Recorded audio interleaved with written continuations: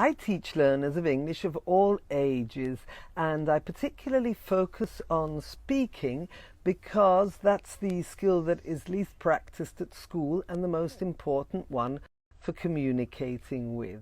Observing various age groups, I've noticed that the most important skill that people should acquire is to learn to skip words one doesn't understand and guess the meaning of a complete sentence from the context.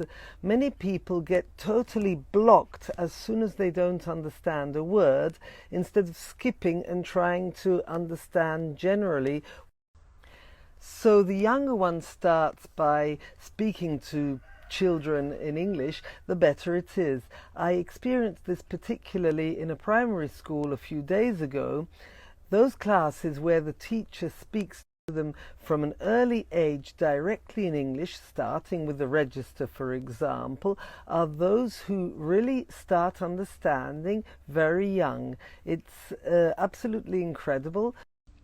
Many parents are skeptical about this because they say, well, if they can't even speak their own language properly, why should we try speaking another language to them? But it doesn't work like that. They really need to be exposed to the language as young as possible, and my best students are those who then watch videos, films and songs in English. They get a lot of exposure and then they start experimenting with the language by trying to speak it.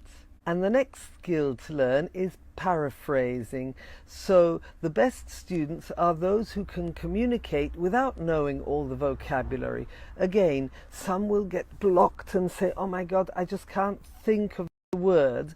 Others will find a way around the problem by explaining it in other words.